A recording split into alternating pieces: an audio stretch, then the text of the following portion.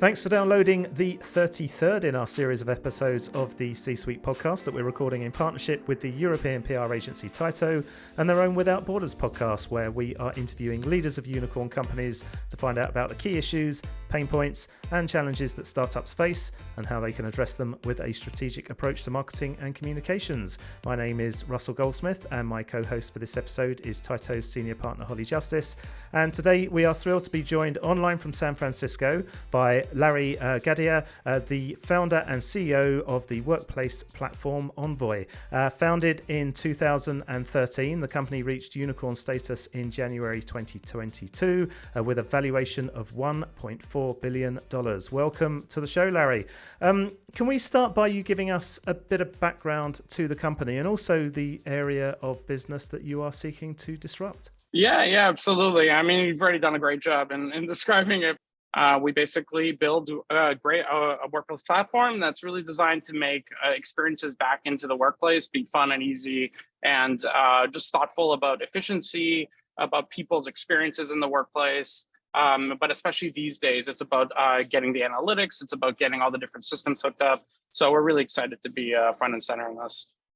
And Larry, could you tell us a little bit about your personal entrepreneurial journey? So I think you started working at Google as a teenager, then went on to Twitter. How did that journey prepare you or inspire you to launch Envoy?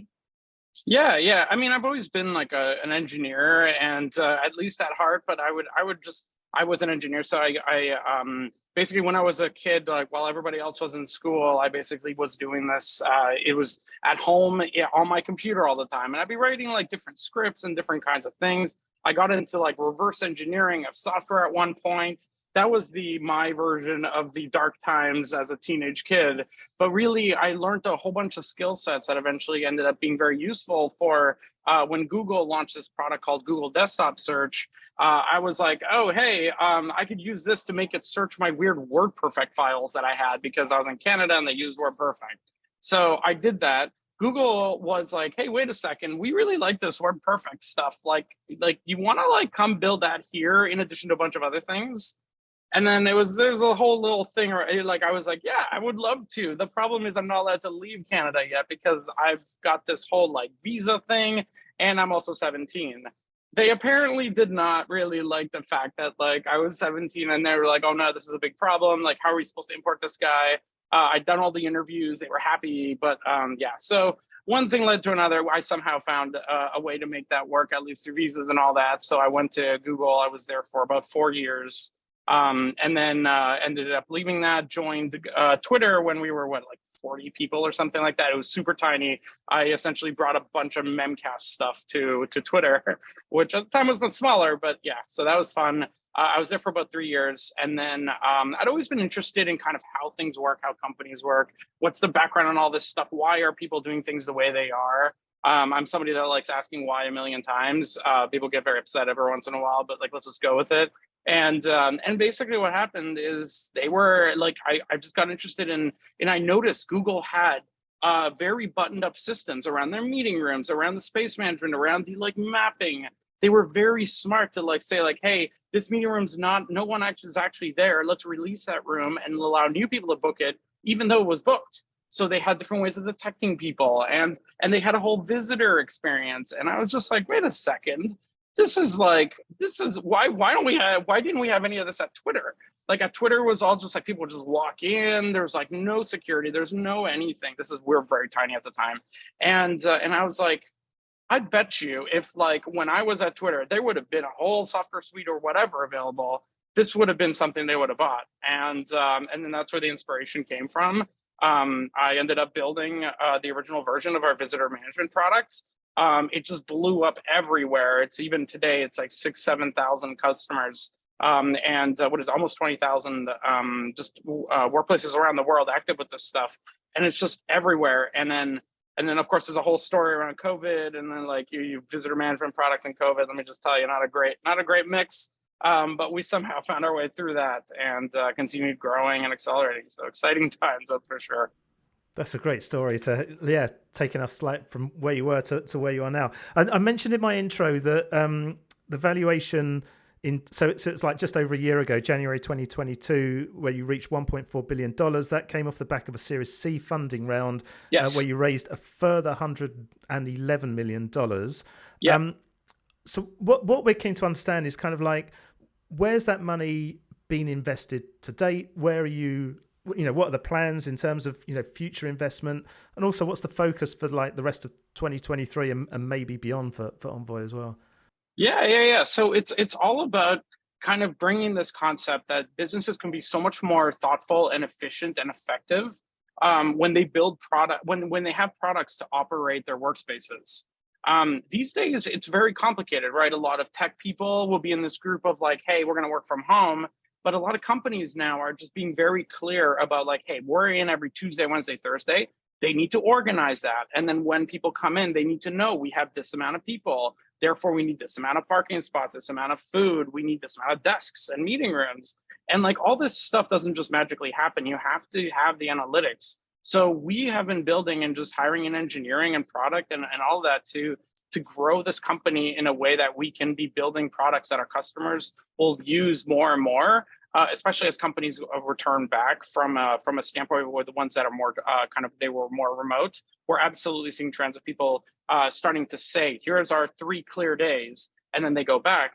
But then there's this whole fact of like 60% of the world never actually left the workplace. When COVID hit, 60% of people still showed up to work. It turns out the whole world is not just tech, and it's just a whole bunch of factories and warehouses and all these different kinds of businesses. So it's gone into building those, and how do we build products that are innovative, interesting? How do we predict where people are going to be? How do we predict like kind of patterns around a workplace? How can we help workplaces find space with each other? And like, you know what, some companies are back, some are not. Maybe they can share with each other. And that's really the direction that we want to go in, and creating that really great experience for workplaces. And you mentioned there, Larry, COVID and the pandemic. Obviously, kind of that had a huge impact on loads of businesses, whether they had to shift remote or they didn't. You guys at Envoy have successfully been able to kind of change your business and adapt to support all kinds of organizations, whether they are remote or not. And so I guess it feels like within there's a lesson on business resilience that you've gone through. Is there a little bit about that lesson that you could share with us today? Yeah. I mean, okay, so here's like the TLDR is that essentially what happened is the government was like, hey guys, no one's allowed in their workplaces. You're all going to infect each other. No one's allowed in there. And that's not great news for a company that sells visitor products or workplace products. That's like, at first it sounds interesting. Oh, cool, we get to be at home for a little while. Oh, this is interesting. Okay, this is impacting our business. And it literally was doing that. And that is how, like, you have to act in those moments. And at first we're like, okay, well, maybe like we can sell to that, remember that 60%, like maybe we can sell to them. Maybe we can figure out in these other places. But by talking to our customers, and we literally did this every single day, we had a stand up with our entire executive team who had stand ups with their whole teams. And everybody was talking with customers and figuring out what is it that these people need and what can we be building to get ourselves out of this. Some people in the company were really excited about this. They're like, whew, okay, we got a thing. Some people were like, yes, this is exactly, we got to go, take advantage of this. Some folks were less excited. Some folks were like, listen, like, I got all these situations right now. I'm really like stressed and all that kind of thing. And adapting to a world that has changed just the way it has is not easy for anyone, and not for me, not for anyone on my exec team, not for anyone in the company. We're 200 something people today, and it's like pretty, it's a lot of different things that go on with everyone. So we always have to do our best to see like, hey, what can we do to really like align everyone, really get everyone focused on what we're trying to do. And for the folks that are really in, let's like really encourage them. For the folks that are like, you know what, maybe like they just want remote work, that sounds fine. And there's lots of companies out there that would want to do that, and they can do that there. But it's like, we really want to be a company that's known for what we do and really live and breathe what we do. And these are the kinds of things that come up. There's all these COVID policies, and yeah, it's definitely been never a dull moment, that's for sure. Yeah. And kind of pandemic or kind of out the other side of a pandemic, over the last 10 years, you guys have been kind of at the center of this momentum of the change of the world of work. What are your thoughts, Larry, on the future of workplace? And also, I guess, Yeah. what are the essential ingredients to make work today? Yeah, I think it's okay. So I think one of the biggest things, especially for the companies that have not returned back, the biggest thing that they need to do is make it clear to their employees what they want. This is the number one takeaway, because companies these days are saying like, oh yeah, we have these like very expensive and giant offices open for everyone to be there, use it as you'd like, and then people don't really show up. And they don't show up for all sorts of reasons. It's because like, well, maybe they don't want to do the commute, maybe they're afraid that when they arrive there's no one going to be there, maybe there's like they got to figure out food, and it's a very hard thing for a lot of employees. But these companies are making it confusing because they keep encouraging people to go back and saying how great it is, and like the CEOs go up and say like, yeah, I've been having so much fun meeting people, and then it's like, well, does he want me in, or like what's going on here? And what's going on there is that they do want you in, and they're just afraid to say it. And what companies need to do is literally just say it. There's nothing that's going to make people more happy than to know that at least I know the rules now and what we want as a company. So I think that that's the key thing for a lot of companies, especially tech. Just make the policies clear. It's okay. Like, I've yet to read an article where a company did 3 days mandatory and everyone quit overnight. I've yet to read one single article about that. So I would just say companies just need to be honest with their people, and that will solve the majority of this first problem. And then from there, there's all sorts of other pieces around like, hey, how do we make this successful? Like, how do we measure the analytics behind? How do we know? And then, but I see the future as something that's really just focused around how do we create a great employee experience in a way that's efficient and effective. And in a way that kind of these companies have to re-earn themselves again, this like going back to the office thing. Yes, they can mandate, but is it really like, are people going to be comparing it against like their home and saying, you know what, I'm going to find a full remote thing? People aren't doing that en masse right now, but like I think companies have a little bit of work to do, especially with all the efficiency stuff too going on. Like kind of CFOs are just going to everyone. It's like we need all the money we can get right now. Whatever's a nice to have goes. And companies are looking to downsize all of their spaces. All their spaces are way more crowded now, and they could use extra, like some companies could use a lot of extra space. So it now turns into a like, hey, we're not going to be signing any 10-year leases, but maybe the guys downstairs, maybe they have an extra meeting room, maybe some extra desks, maybe some event space, and we can use their space. And if there was a marketplace where people could be listing these kinds of things, that would be very interesting. And that is really a direction that we do see ourselves as participating in. I think there's lots of companies at co-working spaces that have already kind of course, piloted this in all sorts of cities all around the world. We work does a great job of bringing consistency to this. And it's just like, this is the kind of stuff that I think the future is. I think it's a lot less massive upfront capital on big bets. I think it's people easing into things. But I think just clarity is so important along the way here. Larry, we're going to jump around on a couple of topics as we chat. We're going to move on to leadership because one of the questions we're keen to find out, and it's interesting. Obviously, you've mentioned a couple of rather large companies that you've worked for in Google and Twitter. Are there any individuals, whether it's at those companies that you've worked at or anyone in industry that have had a real impact in your development as a leader, and if so, why? Yeah, I mean, it's just all the people. So what's really interesting as you kind of work at companies and then one day you end up starting one is as you work at companies, and if you do a reasonable job at what you do, there's going to be these people along the way that say like, hey, if you ever start something, let me know. And especially in Silicon Valley, where like the path is basically you do really well at a company, you make lots of money, and then you basically need to spend all that money somewhere. And you end up sending literally, like you end up getting all these startups around you funded. So basically, first of all, write down all the names of those people. So I literally have a document with every single person that said that because I heard this advice somewhere. And I wrote it down. And then when we started this company, I was like, hey, I got just the people to reach out to get us some funding. And it's going to be like, that's one set of folks. But you could also see another set of folks, that's just like the ones that have already started companies. They've thought things, like they've seen a lot, and you want to surround yourself by those people. Now, what I've done is I've got a board with some of those people. So folks like Andrew Chen from Andreessen Horowitz, Matt Murphy, Asif Herji, these are all folks that have been either running companies or right next to it. And basically, like, you got to build really great trust in your board and in the people that just have seen so many other companies. And then you can be like, so is it normal that like comp conversations are just a complete pain every single time we do a cycle? And they're like, yes, a complete pain is putting it mildly. If it's only a complete pain, that means you did a really great cycle. Like, that's the kind of stuff you only get when you like literally can just ask anybody anything.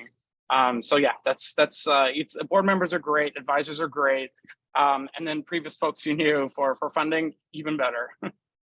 And you talked there about surrounding yourself with people that have kind of been there, done that, and been on the journey you're going on. But in the last 10 years, you've grown Envoy to be a hugely successful company. So to have done that and led the business, I'm sure it requires some exceptional skills and also the ability to build an exceptional team around you.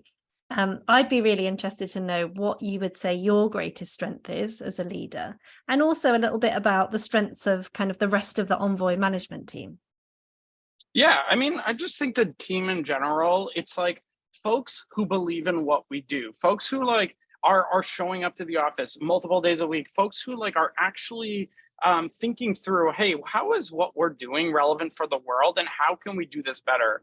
So I work with folks that are very like experienced in what they do. They've been there, done that before. They also really know a lot of the pieces. Like they've seen it in different ways. They've been at big companies, they've been at smaller companies, and they've made that transition already. That helps a lot because a lot of the time when somebody goes from a really big company to a really small company and they just see like the mess that companies are, they're kind of like, oh no, this is really bad. How did I screw this up? I'm gonna go find something else.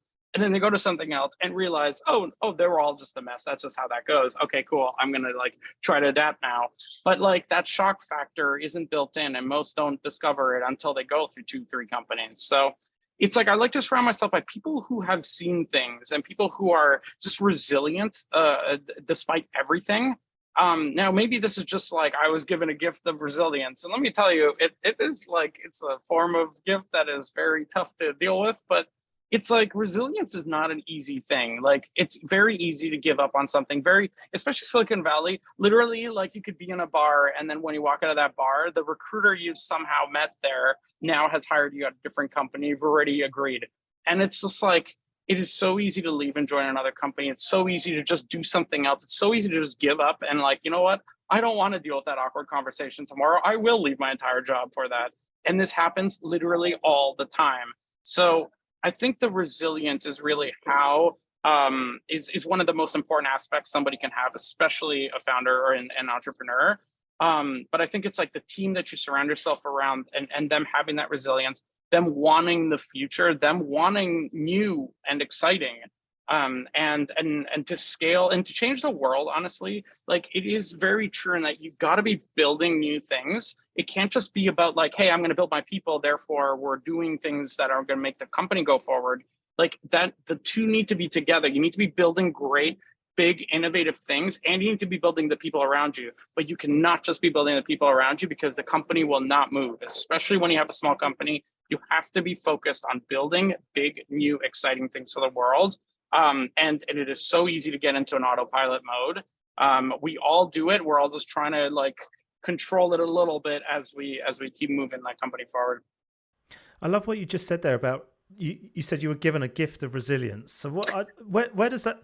I'm just intrigued to know, like, where does that come from? Does that come from your parents, from your teachers, from your colleagues at college? Does it come from the people that you've worked with previously or the people that you're working with now? Because yeah, you don't just have that. Oh, well, maybe you do. Maybe you're born with it. I don't know. But where do you get that resilience from? I mean, it's the jury's out on nature versus nurture on this, but I would say that it's a lot of stuff. I mean, literally, I mentioned I was like in Canada and like I came here, but actually I was born in Romania and I was smuggled out of there. My parents did these like under the table jobs. My dad was like picking berries. My mom was like cleaning houses, and like they would just do this. And get like money under the table. It was wild because like we weren't actually allowed there. And then eventually my dad got a legit job with the Canadian government. And then that's where I actually grew up. But it's like, I would argue there's some form of resilience there, but I would also just say my early interest in engineering and computers and stuff, that really does help a lot. The engineering job is a very it's a very like self-paying kind of thing. You're just doing so like it's if you're good at what you do, you're just like obsessed about solving a problem. And it just leads you live like a life of that, and you get very good about everything that way. So that's kind of how I guess it has been, but I'm sure there's a form of nature and nurture in there. No, But well, yeah. that is a first for this podcast. We've never heard a story like that before, so that's amazing. Listen, a key focus of these discussions with all our unicorn leaders is on communications and culture. So I said we're going to jump around on topics.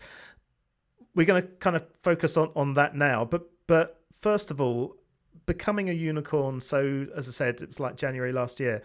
Did that change the perception of the company in any way? Yeah, I mean, you're always going to get more attention. It's way easier to hire, way easier to like get conversations that you want, way easier for partnerships. It's basically like a super cheat code to get what you want a lot of time. At least the conversation's started. I think it's like it is pretty tough. Like I think it doesn't make it easier though. Like the whole world doesn't like it's not like cool, we're done here. Like I mean, there's a lot of companies that become unicorns. There's a lot of like it's like one unicorn, give me a break. Like you need like a stable of unicorns to like make the headlines these days. So there's just a form of like, hey, it's not done yet. We haven't even started. And like we've got a lot of work to do. And if we're not building new things and changing what we're doing and changing how the world is operating, it helps a little bit, don't get me wrong. But at the end of the day, you still have to get there in a merit-based way where you're creating revenues, you are providing value, customers are happy with it, you're building more, they're finding more value.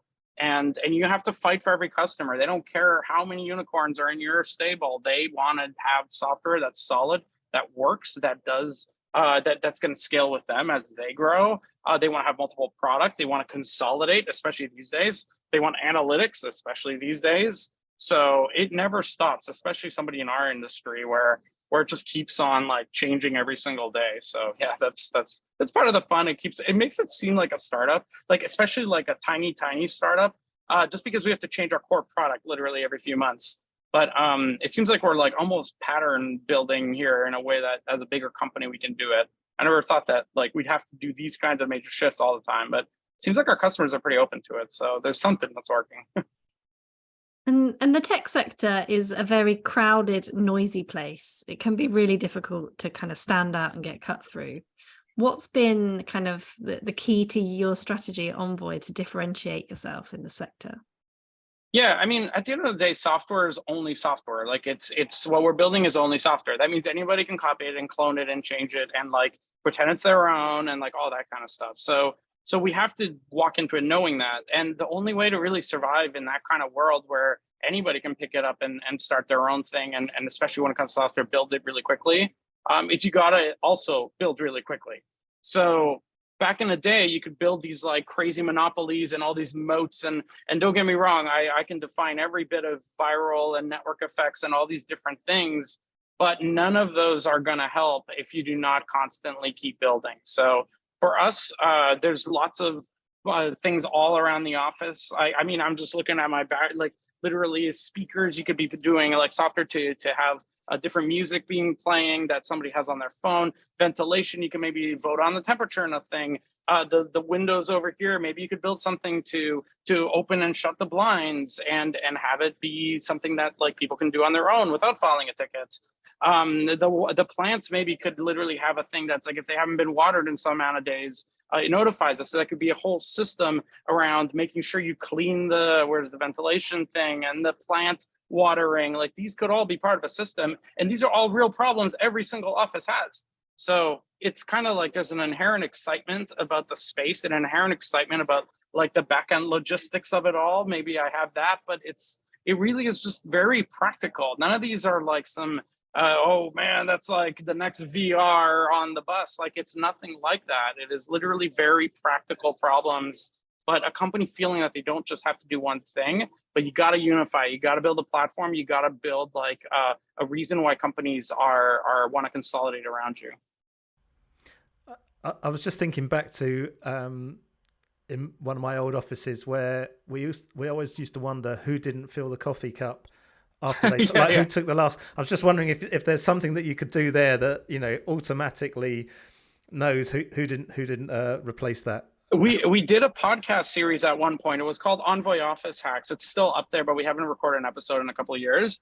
But so we went to different companies and we asked them like, hey, what weird office hacks have you done? What weird things did like some engineer find like a Arduino or Raspberry Pi and do something wild with? And one of these companies had it was like, you know, those little push button coffee things where like it comes out the spout and you just like get coffee. So as you keep pushing the button and coffee comes out, it gets lighter and lighter. So they put a scale under it that they then hooked up a Raspberry Pi. And then basically when it was at a certain level, it would notify the office manager and the office manager would come and refill it. And they would only get notified when it's about like a third left. So it was really, this is the kind of stuff. And I honestly, like, you could build literally a multi-million-dollar enterprise company on that concept alone.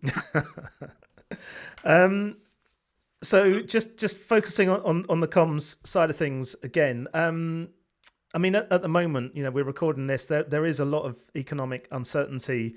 There has been, you know, US over here in the UK and across Europe. How do you adjust your comms approach in order to maintain that confidence in the company, both, you know, with clients and also potential investors in the future as well? Yeah, I think it's like, okay, so with customers and stuff, it's important that you acknowledge that like their company is going through everything they can do to like tighten up budgets and make sure that like nothing leaks, and like you just have the dollars like really closely counted. And we're doing the same thing too. And it's like, it's very important for companies to know, hey, we're all in on this together. Every company right now is trying to do whatever they can to keep things moving despite all the change happening around them. So that's very important. And whenever you talk with customers, always really important. It's also really important internally. So we do a weekly all hands show and tell. It actually happened just 2 hours before this. And basically every single week I address the company with like what's going on in the news, the kinds of things that are happening, like our journalists writing interesting things again, and like that kind of thing. And basically it reminds people, hey, this is what's going on. This is my, as the founder, reaction to these things. I can feel okay knowing that this guy seems to be fine about this too. So being present, being transparent, being open and like communicative, even if you're talking about the news, is actually very, very helpful for folks. And I do think it helps a lot. Now you do end up saying some dumb things the more you like talk to people. It's obvious, like it's just that there's you just optimize for saying like there's going to be downsides to transparency. There always are. That's why a lot of people aren't that transparent, because it's like limited communication. You won't screw up as much. But if you have a lot of communication, you will screw up, but people will be okay with it. And that's the concept. Like it goes back to honesty and transparency. You want to build good rapport with folks, and you can't do that if you only talk to them once a month or once a quarter. So you have to keep that cadence really, really going. And same with your customers, same with your employees, same with your like roommates or spouses. Like you got to keep that constant communication. And as Russ said, we're jumping about on a few topics here, but I'd love to touch on company culture. And it'd be great to hear how you would describe the culture at Envoy and kind of ways that you have sought to nurture that. Yeah. I mean, I can like literally list off our values right now, but basically it's about creating great experience with ourselves, between each other, with our customers, with the products that we build. It's about standing out and like building things intentionally differently. And what do we do to be different? Like, what are we going to do to get ahead of things? Like, we want to live what we do, and we want to like basically be, if we're building workplace products, we want to be in the workplace. We want to like learn from it, and we should find it to be a pain, because then that means that there's something we can fix. And it's like, this is the kind of mindset and culture that we hire for and work with. And it's a very understanding culture that people want to work with each other. They also got to move quickly, and we got to move fast. Like if we don't, our competitors will, or the market will, or we will miss out on an opportunity to change how the world sees a certain thing.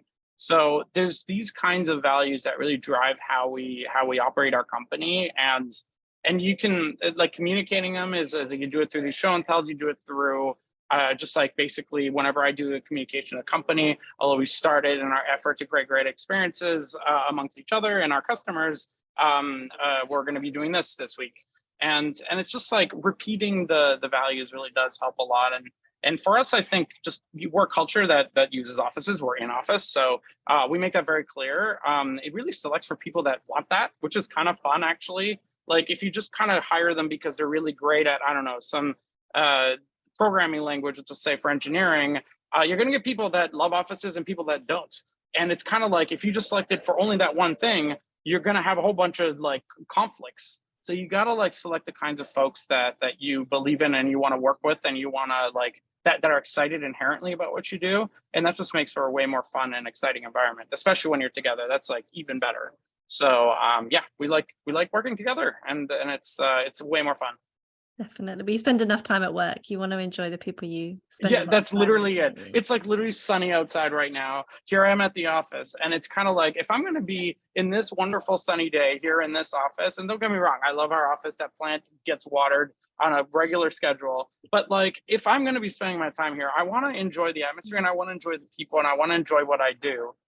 If I'm just going to be like at home and just always staring at the one little camera, and then you know what, I don't like this, I'm going to go to the next company, yet I'm still at home, still staring at that one camera, still feeling lonely. Like, I just don't think this is the way to do it. So I don't know. We're very opinionated on this, obviously, given that we build for workplaces, but wouldn't have started a company around workplaces if I didn't believe in them. So yeah.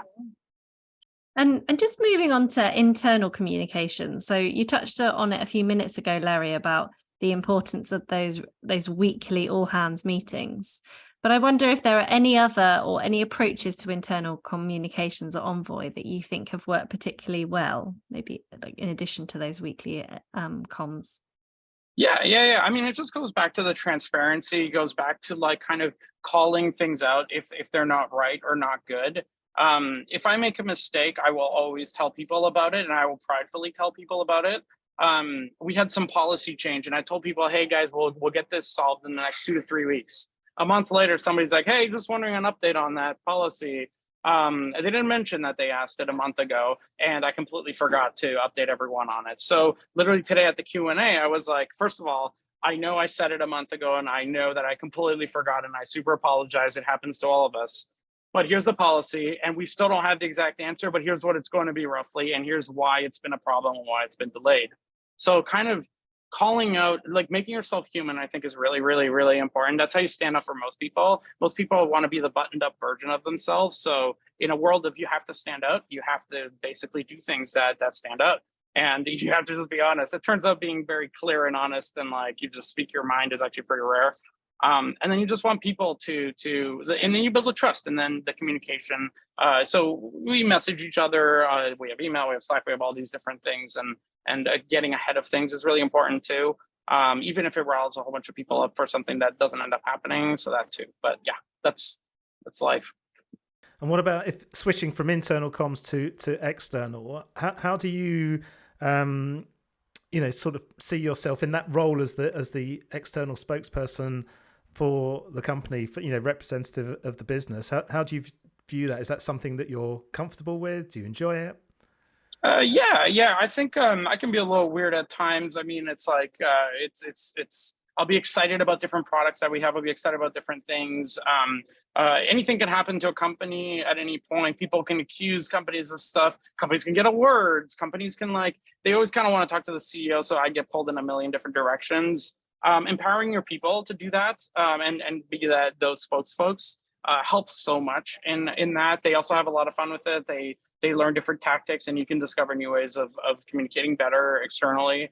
Talking to investors is also very interesting as well. That's another massive opportunity where it's actually really easy to stand out in a way that's very trusting, which is you just literally tell them. Yeah, is there anything though that you had to learn? So you're starting a business. You said you start off as coding and coming up with ideas, and then suddenly you're pitching for millions and millions of dollars. Yeah. So is there something that you had to learn along the way to be in that environment? Yeah, I mean everything, but like literally everything. I would say that it's like there's a little bit about confidence building, and when you do something a lot of times, you build more and more confidence doing it. So I think like speaking with your company, looking into the analytics every single day, seeing the things really builds up that confidence, such that when you do go up there and you have that deck and you have that ability to create a narrative for them to understand why they should invest, even though blah, blah, blah, they'll be okay with it and good with it and excited about it. And that's really what it is. Like, I think it's also just being genuine. I want to go just back to that. You literally, like, you have more than won the battle by just walking in there and showing them a bunch of problems with your company.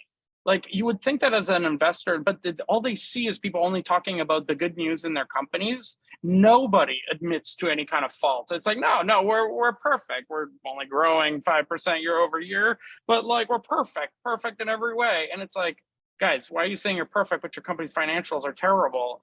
And it's like, so when you go in and you walk in and you say the thing and you say your learnings about it, it turns out the boards really just want to know that you are, and your investors, which turn into your boards, these investors all just want to know that you're seeing the problems in a company. When people only talk about good things, you almost have a case where, do they actually see the problems, or are they just trying to paint a happy picture? Because most of the time they actually don't know the problems and they're painting a happy picture because they genuinely believe that. But it's like, you got to look for the problem. So yeah, I don't know. That's how we've gotten our stuff. We also just look for people that are really excited about what we do. A lot of investment, especially around Silicon Valley, is around people who have a theory around a space and they want to go after it, and they're going to work with the best. And we try to look like that when we're pitching them. And what would you say, Larry, has been your biggest communication challenge that you faced personally, and how did you overcome it? Yeah, I think, my biggest communication challenge. I mean, I can be pretty blunt about things because I want to get to the point, and I want to be like, okay, so here's the bad news. Like, let's deal with this. I think a lot of people don't have the context necessary to understand a lot of news. So you have to kind of, like, my biggest learning is you have to remind people, be like, oh yeah, by the way, there's some context to share here. The reason we weren't coming in on these days is because of this other thing, and here's why that happened. So the context sharing is something where I think this will just catch anyone, but for me in particular, I just assumed everyone had the context for the different decisions being made here. We have Slack, although channels are open, anybody can join anything. But it's like, no, they don't. And they do their thing because you ask them to do their thing and you push them on tight timelines. So of course they're going to only know their thing at that point. So why are you expecting them to have all this context? So, I mean, essentially what happens is you start to learn a little bit about, like, wait a second, oh, that's why that happened. Oh, maybe I should change how that works. And that with communication absolutely comes from that too. It's like, what are you going to explain ahead of time? And still trying to get good at it. But like, every once in a while, it's I'll forget something and it's like, oh, no, I totally didn't mean that. I'm so sorry. Larry, thank you so much for joining us today. We've got one final question that we've asked all our unicorn leaders on this series. And that's, if you were to go back in time and speak to your old self, what guidance would you give yourself about communications? I mean, there's just an unlimited amount of things I would tell myself, but literally one of them is just like, keep on repeating yourself all the time until people literally tell you that you are, it's like, I've heard this about 20 times right now, you can probably stop repeating it. That's when you can stop repeating it. If nobody is telling you that you are too repetitive about the things that you're saying, you're doing it wrong. People are like, they're on their phones, they're in the thing, they're not listening perfectly, they're like daydreaming. You got to repeat yourself all the time. They don't read your Slack, they didn't read your email. No, they weren't, even though they sat down next to you in that meeting, they don't remember that moment. So you have to repeat yourself. I would say 3 different channels every time, but I know that can be a tough challenge for anyone. I think that works at both work and at home when we're referring to my kids, but that's yeah. that's a whole nother podcast. Listen, Larry, thank you so much for joining us. We've really enjoyed the chat today. Absolutely, thanks for having me. Holly, another excellent episode. Really enjoyed chatting to Larry. Any sort of highlights for you? Oh, I guess this is a series about unicorn leaders, and kind of Larry's journey to kind of from a young child to starting his career to building the company that Envoy is today has just been one of the most fascinating journeys, I think, that we've probably got to hear about so far in the series. And I think he summed it up really nicely by talking about the importance of resilience and how key that skill has been for him to get to where he is today. And there's probably lots we can all learn about bringing resilience to our workplace and home life that I thought was fascinating to hear. Yeah. We're always looking for those little nuggets that we can share on social media. You know, those little. I think we've got a good few from this episode. He was excellent. Yeah. That's super. Listen, Holly, thank you very much as ever. That's actually it for this latest episode in the series that we're producing with Tyto. If you want to find out more about Envoy, their website is envoy.com. That's actually envoy.com.